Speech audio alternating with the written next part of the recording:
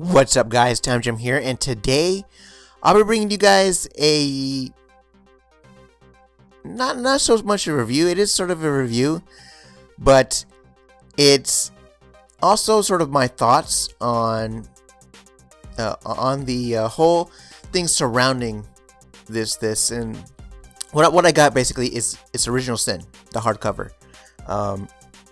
And I read through it a couple days ago. I bought it just received it. I bought it, pre-ordered it months back, and I finally got it the other day.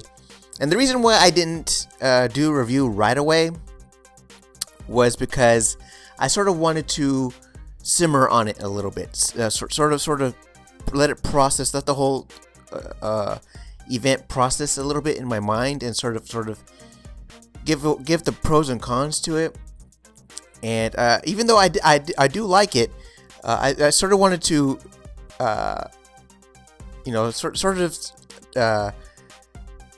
inspect it a little more in my head, just kind of, I guess sort of digest it a little bit, I guess you could say. I don't know.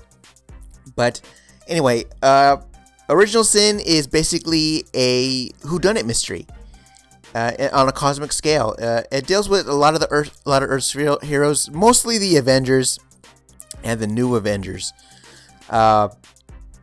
It sort of ties into the New Avengers thing. It kind of doesn't. We'll get into that later, but anyway, like I said, Original Sin basically is a whodunit mystery. It basically deals on the death of the Watcher, or what the Watcher was murdered. And the whole thing is trying to figure out who killed the Watcher. There's a lot of players involved in this. Doctor Strange, Black Panther, Moon Knight, Punisher, Gamora, Winter Soldier, and then plus like the Avengers and stuff like that. They all play into this thing. Also, Nick Fury is back. He's part of the he heads the murder investigation, and it's just a great whodunit. I like whodunits, and so I immediately enjoyed it because I really do love a good murder mystery. I like trying to figure out who the killer could be, and see all the clues here and there that who could have done it, and I like those. I really like trying to solve that type of stuff. So it's, as far as that's concerned, it's a good story. It's very well written. Jason Aaron, in my opinion, he did a really good job writing the story and getting nailing the characters. He really did do a spot on job on all the characters and how they would interact with each other. And there are some funny moments too with some character interactions. I won't spoil it for you, but there are some great moments here and there with certain characters, and it lead me smiling, laughing, like, yeah, that's exactly how they would interact with each other. Mike, what's his name? Mike Deodato, I believe. He's the same guy who did Dark Avengers during Dark Reign. So I really love his art. I really, really love his art, and I'm glad because it's just it fits here. All that art just fits with the story, and it's because it's sort of dark and mysterious, and that's the way his art is. It's just really dark and mysterious, and I really liked it. I really did enjoy the art. I always love his art. The cons about this story is that it. Even though it's a universe-changing event, there wasn't a whole lot of interaction with the rest of the universe, if you get what I'm saying. You don't see the Fantastic Four in here, you don't see the X-Men in here, you don't see the Inhumans in here, and which is a real shame because I really think at least you could have seen some interaction with other teams and stuff like that, with other individuals, and how the events played out throughout the story with the other, at least maybe just check in on them and see how it deals with them, and how the events, what a big event that happens during the story, how it sort of affects them a little bit, and maybe just like a splash page or something like that, and how it affected everybody. but we didn't see that happen. So I know that's sort of Marvel's thing right now, but it's I don't know, and I'll get to that discussion in a little bit.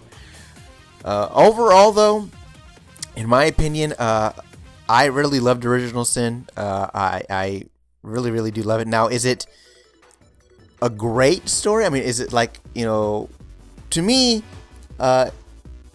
it's a great story, but is it one of the greatest of all time? And I would say no. And I mean, that's not a bad thing, but to me, it just does. I don't know what it is, but it just doesn't hold. It doesn't hold up to, like, say, Civil War, Infinity, which Infinity was really great, and Old Man Logan, which is of course Old Man Logan is my favorite of all time, but yeah, it just doesn't hold up to it quite up there. But that's not necessarily a bad thing, but it's just not, to me, it doesn't measure up to those stories right now. Maybe a few years from now, or maybe weeks from now, or whatever like that, maybe it will, but as of right now, no. But that's the only really bad thing I can say about that, is that it didn't really tie into that type of stuff. Yeah, I recommend this if you like whodunits, if you just enjoy event books and whatever like that. You're gonna add it to your collection anyway, and I would say pick it up if you're really interested. If you got the single issues, you're probably gonna get the hardcover edition, or maybe even the trade. To me, I prefer hardcover edition, of course. If you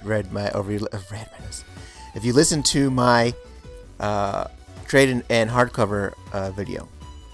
Now, let's get into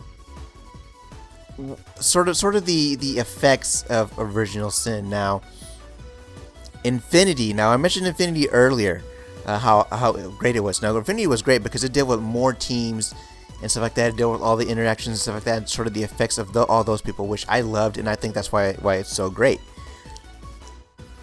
Now, this was supposed to tie to Infinity, and it does. But the thing that, and I agree, because I've read videos, not read videos, as I'm saying it again. I've watched other videos, I've read reviews online, and I have to tend to agree with this, with Marvel. Right now, Marvel is doing a lot of events right now. Right now, they just did Infinity, they just wrapped up Original Sin, and now they're doing Access. Me personally, I'm sort of getting the event fatigue syndrome right now, and we're gonna deal with Everything Ends and Secret Wars next year, during the summer of next year, and I think this is a little bit much. I think all we've been doing is doing event year after year. While it's cool in some aspects, but in other aspects, I'm kind of like, maybe we need a break from the events and just tell a lot of good stories, and then later on, let's do an event. I think that's what Marvel should do, because even me as a big Marvel know-it-all, or supposed know-it-all, big Marvel nerd, I guess you could say. Even someone like me is like, kind of like, man, you know what? Maybe it's just time to ease off on these events a little bit, because we need a break. I need a break from all that. So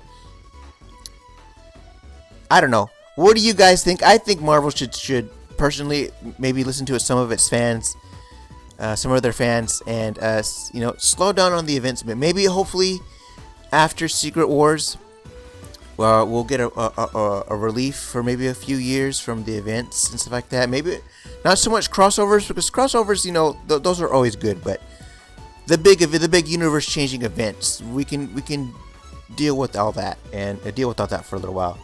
And speaking of all the big events, the crossovers and stuff like that, man, I just realized of a storyline that I should be reading right now, the new Avengers run that was by Jonathan Hickman.